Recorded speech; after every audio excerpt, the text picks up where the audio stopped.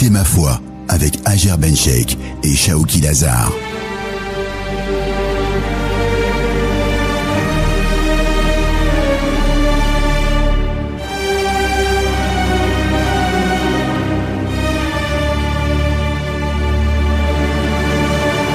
Bonjour à toutes et à tous, c'est très heureuse de vous accueillir au studio d'Orix FM pour notre chronique La vérité ma foi. Aujourd'hui, on s'intéresse à la zakat et on va poser la question à Dr Shaoki Lazar, professeur d'études islamiques à Qatar University, pour nous éclairer sur ce sujet assez épineux pour certains quand même. Dr Shaoki Lazar, bonjour. Bonjour Hajer. Alors, il est interdit de donner la zakat à ses proches, vrai ou faux? Écoutez, Hajer, cela dépend ce qu'on entend par proche. Le prophète sallallahu alayhi wa sallam nous dit As-sadaqatu fil miskini sadaqa wa fi dhir rahimi sadaqa wasila, c'est-à-dire l'aumône donnée aux pauvres n'est qu'une aumône, tandis que celle donnée aux proches est une aumône et un entretien des liens de parenté. Donc, c'est-à-dire ici, on a une double récompense, celle de l'aumône et celle de l'entretien des liens de parenté. Maintenant, il y a deux conditions afin de pouvoir donner la zakat, donc l'aumône légale, à nos proches. La première condition, c'est qu'il faut que ce proche fasse partie des ayants droit à la zakat, c'est-à-dire qu'il soit pauvre ou miséreux ou endetté, etc. Donc, il y a plusieurs ayants droit à la zakat. Il faut qu'il soit éligible à la zakat, selon ce qui est établi dans le Coran et dans la Sunna. Deuxième condition, il faut qu'il ne tombe pas sous notre responsabilité financière directement. C'est-à-dire notre épouse, elle tombe directement sur notre responsabilité financière, ou les parents et les grands-parents, ou les enfants et les petits-enfants. Tous ces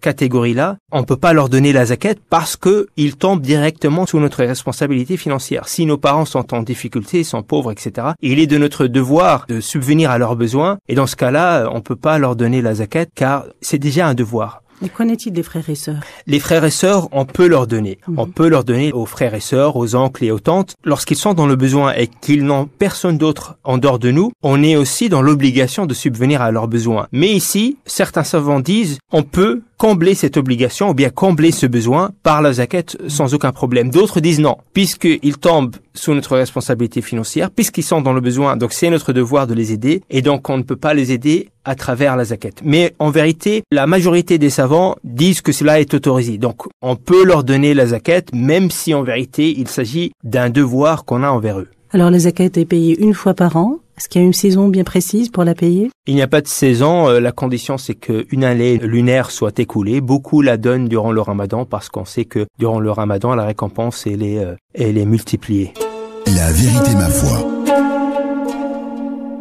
Est-ce que les employés payent une zakat? C'est-à-dire que si on touche un salaire, effectivement, on paye la zakat sur notre salaire après une année lunaire. Si ce salaire reste, bien entendu, dans son compte en banque. Bien sûr, si on l'a pas dépensé. La condition, c'est qu'on possède, après une année lunaire, l'équivalent de 85 grammes d'or. Donc, le cours de l'or fluctue selon la conjoncture et il me semble aujourd'hui qu'il s'agit de plus ou moins 4 000 €. Est-ce que les personnes endettées doivent absolument payer la zakat?